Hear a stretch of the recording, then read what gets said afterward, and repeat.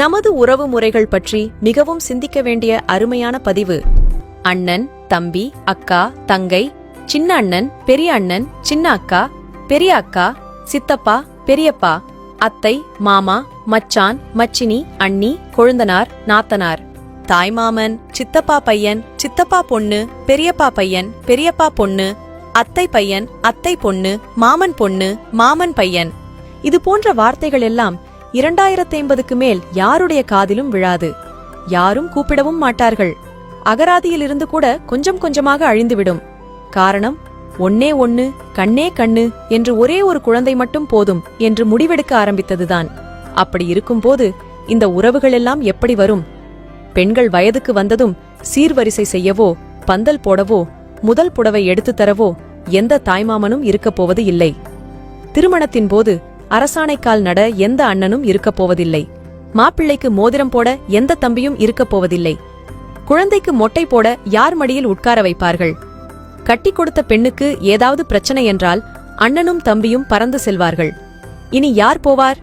ஒவ்வொரு பெண்ணும் சொந்த பந்தம் ஏதுமின்றி ஆறுதலுக்கு ஆளின்றி தவிக்கப் போகிறார்கள். ஒவ்வொரு ஆணும் தன் கஷ்ட நஷ்டங்களில் பங்கு கொள்ள அண்ணன் தம்பி யாருமின்றி அவதிப்படப் போகிறார்கள். அப்பா அம்மாவை தவிர எந்த உறவுகளும் இருக்கப் போவதில்லை. அந்த ஒரு குழந்தையும் வெளியூருக்கோ இல்லை தனி குடித்தனமோ சென்றுவிட்டால் ஒன்னே ஒன்னு, கண்ணே கண்ணு என்று வளர்த்தவர்கள் எல்லாம் வயதான காலத்தில் ஏனென்று கேட்க நாதியற்று முதியோர் இல்லத்திலோ அல்லது அந்த ஒரு குழந்தைக்காக கட்டிய வசதியான வீட்டிலோ அனாதையாக கிடந்து சாவார்கள். உறவுகளின் உன்னத மதிப்பை உணராமல் பொருளாதார முன்னேற்றத்தை மட்டுமே குறிக்கோளாக கொண்டு ஒரு குழந்தைக்கு மேல் வேண்டாம் என சோம்பேறித்தனப்பட்டு எந்திர வாழ்க்கை வாழ்ந்து கொண்டிருக்கும் அத்தனை பேருக்கும் இதே நிலைதான். உடல்நிலை சரியில்லாமல் ஆஸ்பிட்டலில் சேர்க்கப்பட்டால் ஓடோடி வந்து பார்க்க உறவுகள் வேண்டாமா? சின்ன சின்ன விஷயங்களுக்கெல்லாம் எனக்கு உனக்கு என்று சண்டை போடும் அதே குழந்தைகள்தான் வயதான காலத்தில் அப்பா அம்மாவுக்கு ஏதாவது ஒன்று என்றால் நான், நீ என்று ஓடி வருவார்கள்.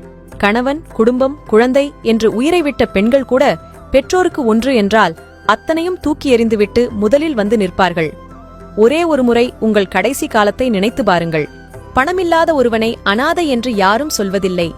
ஆனால் உறவுகள் இல்லாத ஒருவன் எத்தனை கோடி வைத்திருந்தாலும் அனாதைதான் என்பதை மறந்துவிடக்கூடாது.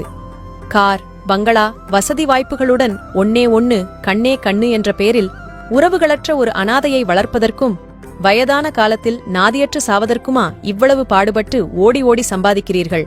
சிந்தியுங்கள் மக்களே. ஆணோ பெண்ணோ குறைந்தது 2 குழந்தையாவது பெற்றுக்கொள்ளுங்கள். அனைவருக்கும் பகிருங்கள்.